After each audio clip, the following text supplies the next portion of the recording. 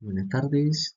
Sí, continuamos entonces en la diapositiva que habíamos quedado, que se refiere a la condensación del ADN nuclear.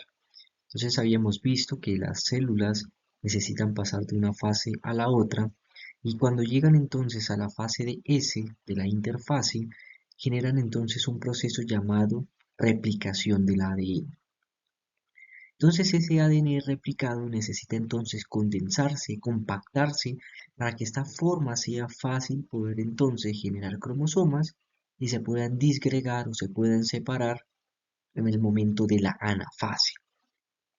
Es por eso entonces que cuando esa célula ha replicado su ADN y llega entonces a la fase de G2, empieza ese proceso llamado condensación, en las cuales se van a unir unas proteínas llamadas histonas.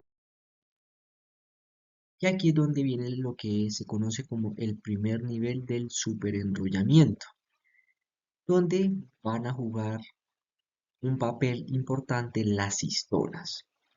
Entonces aquí, de todas estas histonas, el octámero es el más importante porque va a ser el lugar donde el ADN bicatenario se va a unir para poderse enrollar. En ese sentido, ese octámero está conformado por dos unidades H2A, H2B, H3, H4 para formar estas 8 porciones de proteína. Y además van a tener otra proteína llamada la H1 que va a servir entonces para formar el otro nivel de superenrollamiento cuando se peguen entonces todas estas proteínas.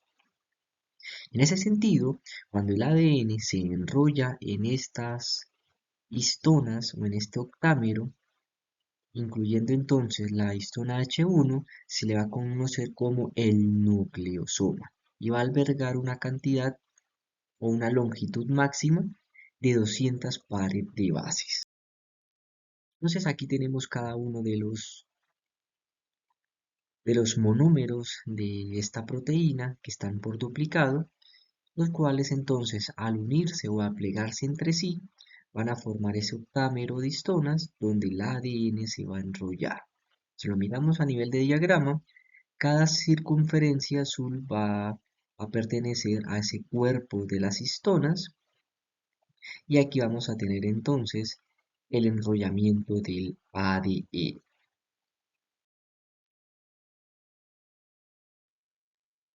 A nivel molecular, esto sería lo que se vería en ese primer nivel de superenrollamiento, donde todo ese ADN se va a empezar a enrollar en esas estructuras llamadas nucleosomas o fibras de 10 nanómetros. Cuando ya genera entonces gran cantidad de estos nucleosomas o de estas fibras, va a pasar al segundo nivel de superenrollamiento, el cual se le conoce como las fibras de los 30 nanómetros o la formación de algo llamado solenoide. Entonces acá el ADN se va a compactar aún más, porque este solenoide está formado por 6 nucleosomas, gracias a la unión que va a permitir la histona H1 de estos nucleosomas. Entonces ya habíamos visto la cantidad de pares de bases que un nucleosoma puede albergar, que aproximadamente son 200 pares de bases. En este sentido, si un solenoide está formado por 6 nucleosomas, entonces va a albergar una totalidad de 1200 pares de bases. Pasamos entonces al tercer nivel de superenrollamiento donde van a aparecer dos estructuras, una la eucromatina y la otra la heterocromatina. La eucromatina va a tener entonces regiones de ADN libre y va a permitir entonces el proceso de transcripción que ya habíamos visto en la unidad anterior. Mientras que la heterocromatina vamos a tener entonces todos esos solenoides pegados unos con otros de tal forma que no va a haber espacio para que se pueda dar el proceso de transcripción. Entonces, si miramos la comparación entre eucromatina y heterocromatina, vemos que la eucromatina sería como una cadena de rosarios, puras pepitas, unidas por esa cuerda, y esa cuerda entonces serían los espacios en los cuales se puede llegar a hacer el proceso de transcripción. Mientras que en la heterocromatina ya están tan compactados o pegados todos esos solenoides y ya no da espacio para que se lleve a cabo este proceso molecular. Entonces aquí si lo miramos a nivel de modelado molecular, vamos a ver entonces que la eucromatina van a dejar espacios de ADN en la cual puede actuar la RNA polimerasa. Por el contrario, en la heterocromatina, como está mucho más denso, mucho más pegado, compactado, no hay espacios libres para que la RNA polimerasa pueda realizar el proceso de transcripción. Si lo miramos en forma de diagrama, la eucromatina se vería de esta forma, donde hay espacios en los cuales se puede llevar a cabo el proceso de transcripción, pero ya en la heterocromatina esto ya está tan denso que es muy difícil poder llevar a cabo ese proceso de transcripción. Entonces, si lo miramos a nivel de célula, así se vería entonces la eucromatina bastante suelta, en los cuales hay regiones de ADN libre para realizar este proceso de transcripción, pero en la heterocromatina, que está mucho más denso, no se va a generar pues este proceso. Y así se vería entonces en el núcleo de una célula. Y por último llegamos al cuarto nivel de superenrollamiento para poder entonces visualizar el cromosoma metafásico. Y aquí los cromosomas van a tener diferente morfología, no todos los cromosomas no son iguales. Y eso va a estar mediado en función del centrómero, que es una región importante del cromosoma, que va a permitir entonces darle cada uno de los diferentes tipos a estos cromosomas, como metacéntrico, submetracéntrico, acrocéntrico, etc. Bueno, entonces lo de la mitosis es algo muy breve porque es algo que ya hemos visto, dividida en diferentes fases como profase, metafase, anafase, telofase y la citocinesis. La profase entonces se va a caracterizar porque se van a formar unas proteínas llamadas centriolos. Esos centriolos se van a ir entonces ¿a dónde? A los polos opuestos de esa célula. Y van a estar encargados de formar algo que se llaman las fibras del uso, que son monómeros o son proteínas que pertenecen a los microtúbulos. Acá entonces termina de condensarse lo que es la cromatina y empiezan a formarse cada uno de los brazos de los cromosomas llamados cromosomas.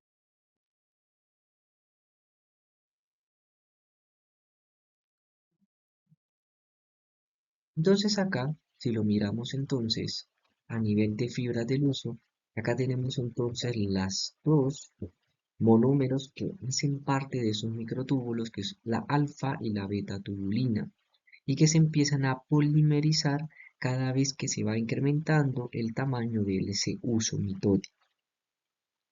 Y por ese uso mitótico entonces van a ir unas proteínas de movimiento llamadas quinesinas y dineínas que van a permitir el movimiento o el desplazamiento de los cromosomas para llegar entonces a la zona ecuatorial. Entonces en prometafase vemos entonces que aquí los cromosomas empiezan a movilizarse para buscar la placa ecuatorial o el centro de la célula para poderse entonces alinear. Entonces, para que se puedan mover, primero tiene que haber un proceso de degradación de esa envoltura nuclear para que los cromosomas puedan entonces moverse libremente. Aquí entonces esas fibras del uso se van a unir a unas estructuras llamadas cinetocoros que se van a encontrar en el centro del cromosoma y que va a permitir entonces que esos cromosomas se puedan dirigir a ese plano ecuatorial gracias a estas proteínas de movimiento como las dineínas y las quinesinas. Entonces aquí podemos mirar cómo entonces actúan esas quinesinas y esas dineínas. Simplemente aquí van transportando a los cromosomas hasta ese plano ecuatorial con gasto de energía, para que al final, cuando llegue a la anafase, se puedan dividir esas cromátides, ir a los polos opuestos y generar entonces las dos células con la misma carga genética. Y ya en metafase es una de las fases pues, más sencillas porque aquí simplemente los cromosomas ya se alinean en el plano ecuatorial y aquí va a dar un proceso donde se van a eliminar unas proteínas llamadas con. Entonces, acá tenemos ese cromosoma en G2 donde acá prácticamente es pura cromatina y van a estar unidas esas cromátides por unas proteínas llamadas coecinas.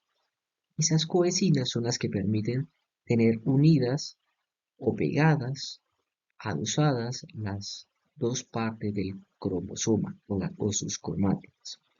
También van a jugar un papel importante unas proteínas que se encuentran ya dentro del cromosoma llamadas condensinas, que lo que hacen es disminuir el tamaño del cromosoma, es decir, que se compacte aún más. Pero cuando ya está en profase, las uesinas que terminan quedando son las que están en la región centromérica. Y ya cuando entonces llegamos a metafase, esas condensinas están tan pegadas unas con otras que han apachurrado o han aplastado completamente a ese cromosoma. Y aquí entonces es donde va a actuar algo que se llama el complejo promotor de la anafase, que cuando se activa va a generar dos procesos, uno que ya habíamos visto y otro que va a ser el nuevo. Entonces cuando se activa va a generar procesos de ubiquitinización en la cual van a marcar ciertas proteínas, como en este caso las ciclinas y aquí las securinas, ¿para qué? Para ser degradadas. Entonces recuerden que acá la CDK y las ciclinas son de vital importancia para permitir el paso de una fase a otra. Pero en este caso, acá la separasa está en su forma inactiva gracias a esta proteína llamada securina. Cuando se activa la APC, lo que va a hacer entonces es marcarla para que sea degradada por el proteosoma y de esta forma entonces la separasa que queda libre, que queda sola, va entonces a quitar estas moléculas de coecinas para que así los brazos queden libres o las cromátides y puedan viajar o migrar a los polos.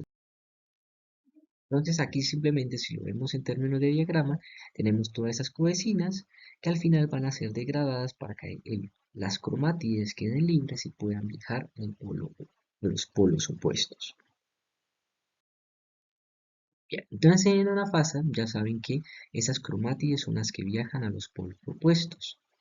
Y cada cromátide va a ser un cromosoma hijo porque tiene toda la carga genética de la célula progenitora. Y aquí pues van a jugar un papel importante esas fibras del uso porque se van a empezar a despolimerizar para poder entonces arrastrar esos cromosomas por ayuda de estas proteínas de movimiento como las dinerinas y simplemente acá tenemos entonces esas cromátides que han sido separadas y están en el plano ecuatorial y mediante acciones enzimáticas se va despolimerizando esas fibras del uso, haciendo que entonces esas cromátides se vayan dirigiendo hacia los polos.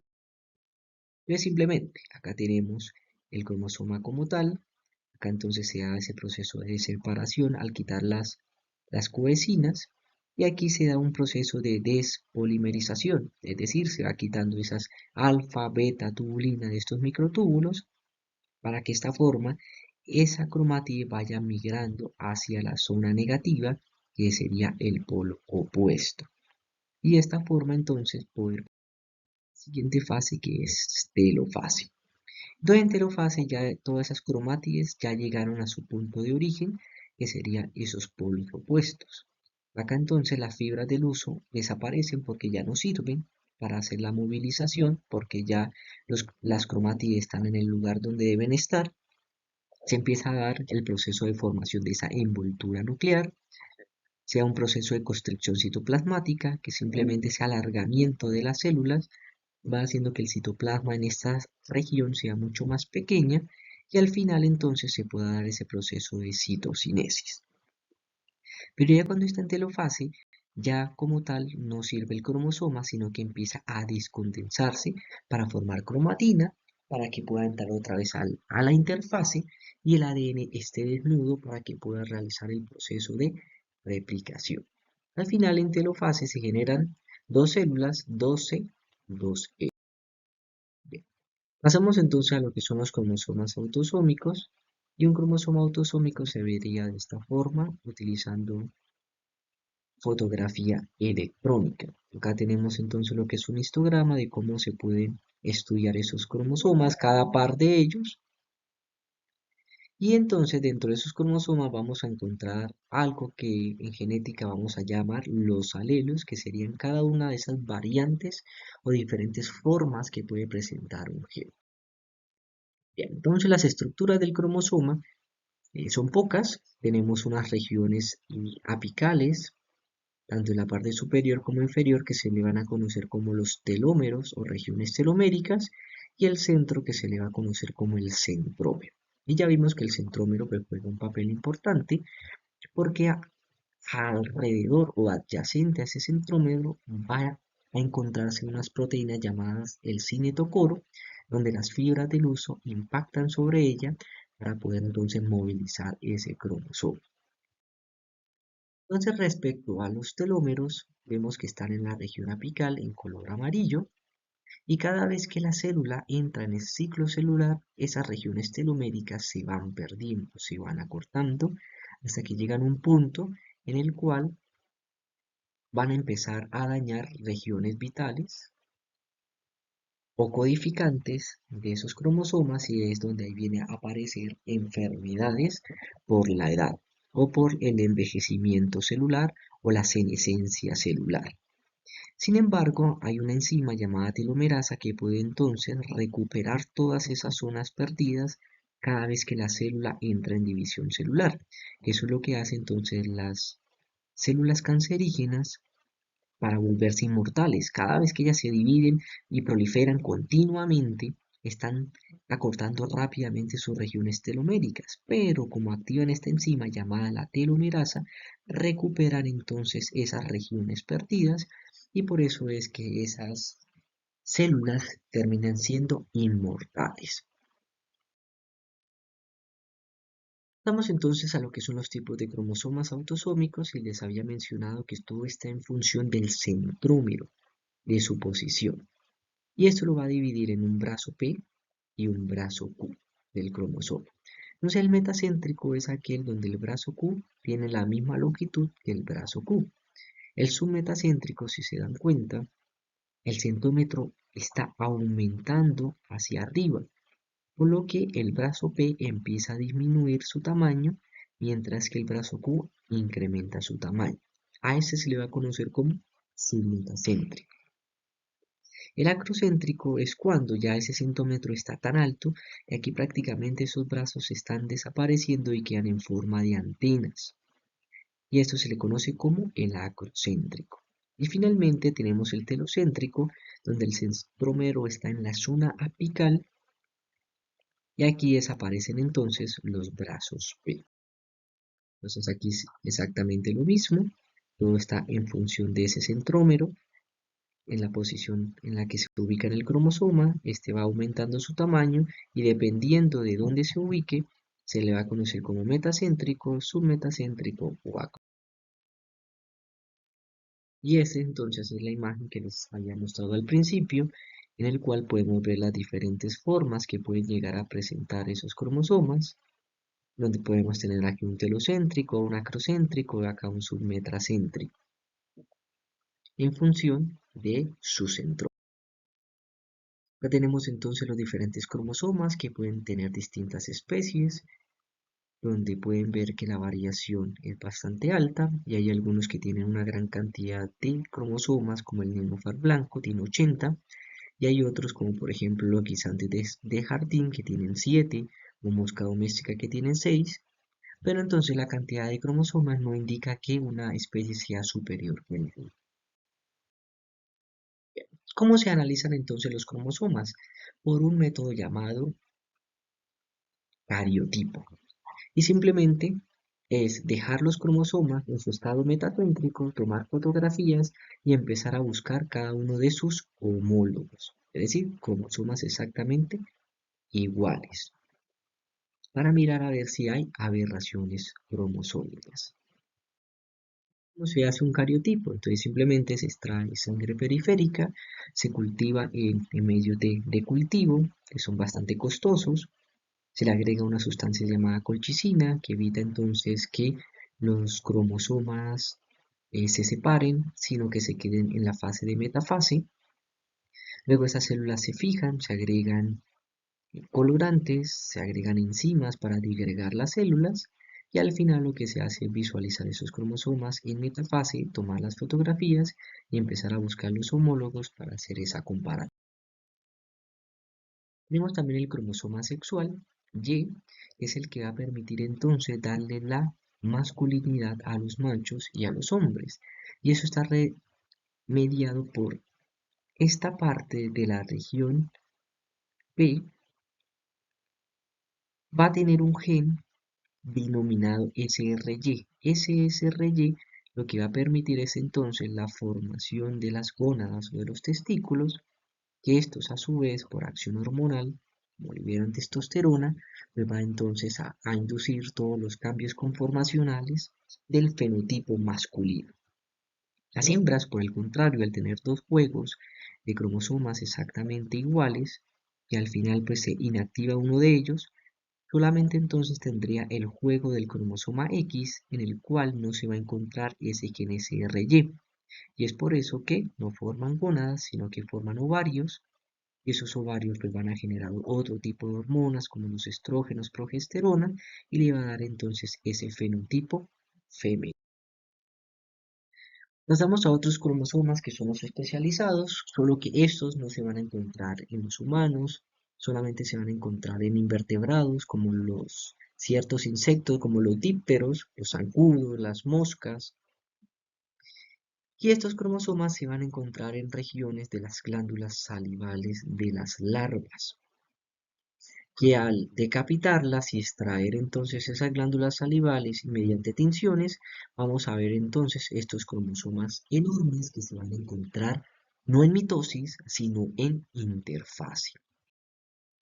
Y ese sería entonces una fotografía ampliada de esos cromosomas politénicos, donde se va a ver que hay una alta tasa transcripcional.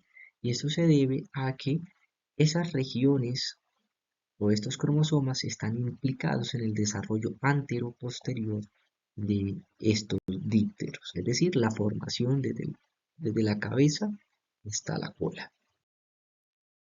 Pasamos entonces al proceso de meiosis y meiosis pues digamos que es muy diferencial a lo que pasa en mitosis, porque en meiosis por ejemplo se va a dividir en dos, en la primera y en la segunda. En la primera entonces va a ocurrir un proceso llamado reducción cromosomal y también va a ocurrir un proceso que se denomina entrecruzamiento genético, que no se encuentra en la mitosis.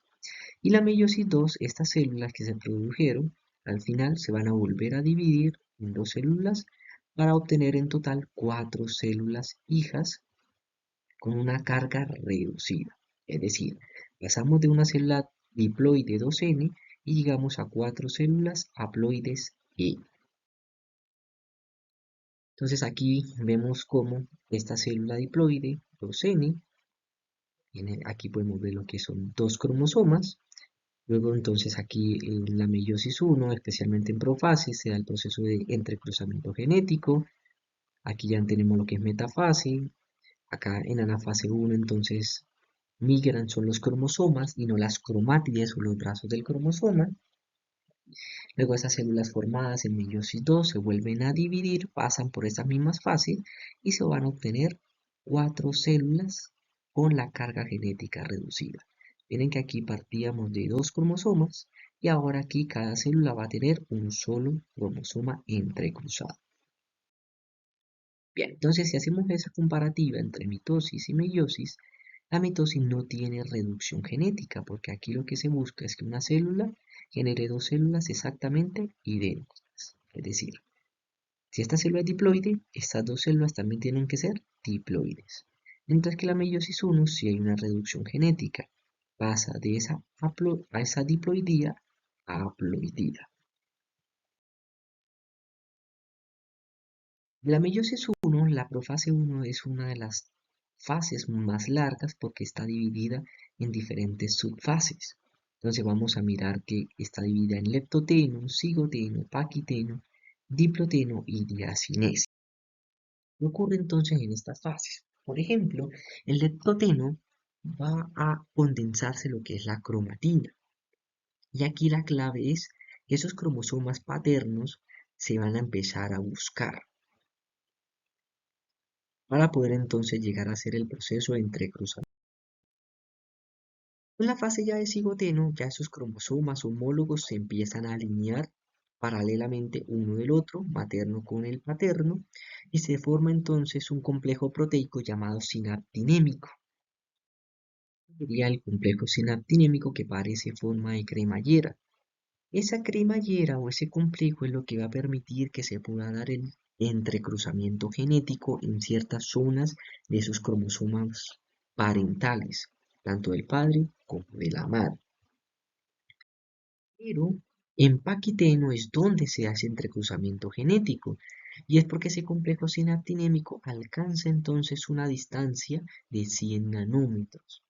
Es decir, que los cromosomas están tan pegados que tienen una distancia de 100 nanómetros, y eso permite que ese complejo sinaptinémico pueda entonces generar ese entrecruzamiento genético entre esos cromosomas homólogos.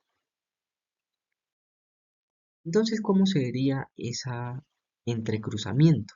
Entonces se van a formar unas estructuras llamadas quiasmas.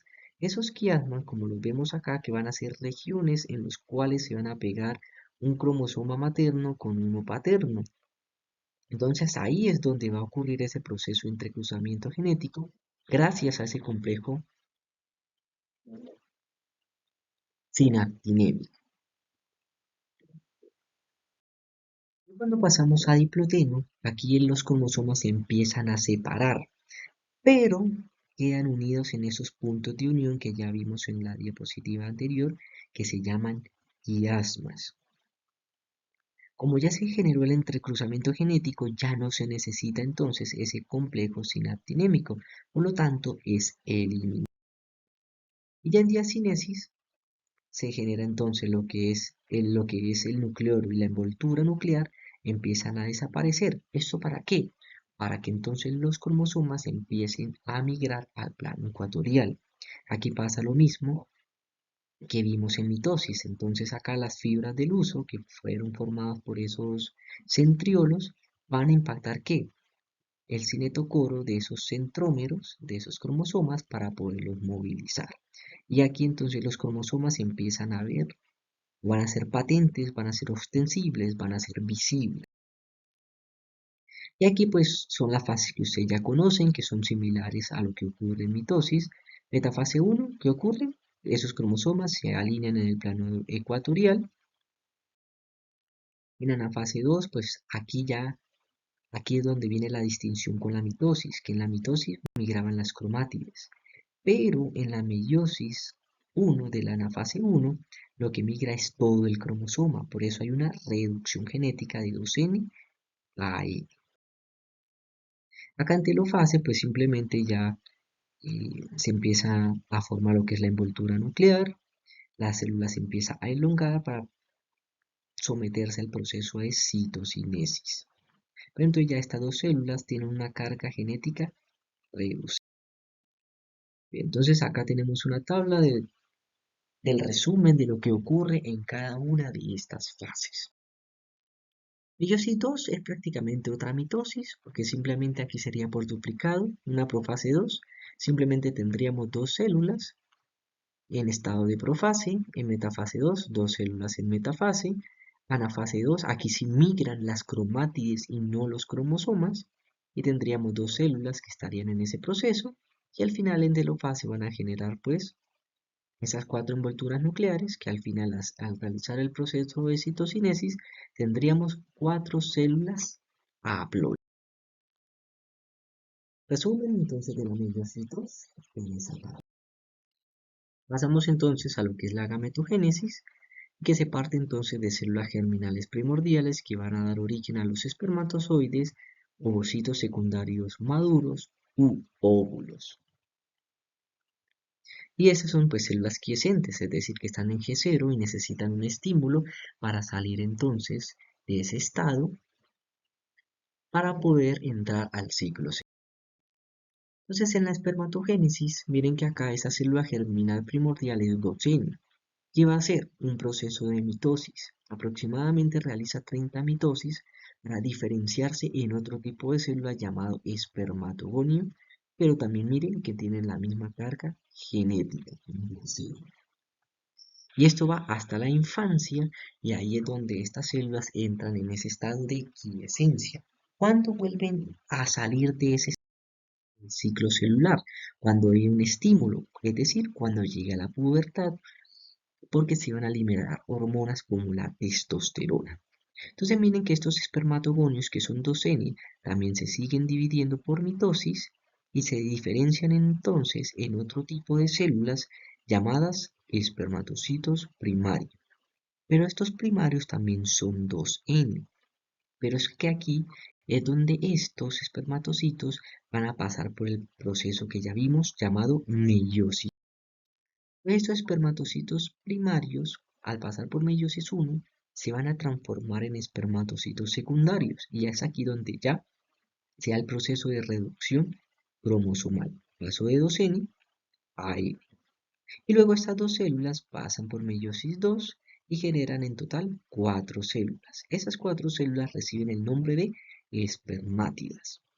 Espermátidas que, mediante diferenciación celular, en un proceso llamado espermiogénesis, se transforman o se diferencian en espermatozoides.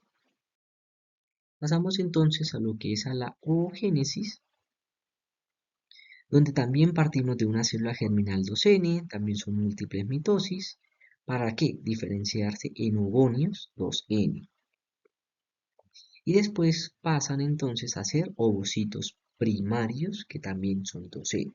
Pero a diferencia de los hombres, aquí las hembras o las mujeres van a generar sus células solamente hasta el nacimiento. Mientras que en los hombres pueden llegar hasta los 80, 90, 100 años y pueden seguir produciendo células sexuales, mientras que las mujeres no pasa eso. Hasta el nacimiento generan la mayor cantidad de células posibles y con esas entonces tienen que sobrevivir hasta que se acabe. Cuando se acaban llega un proceso llamado menopausia.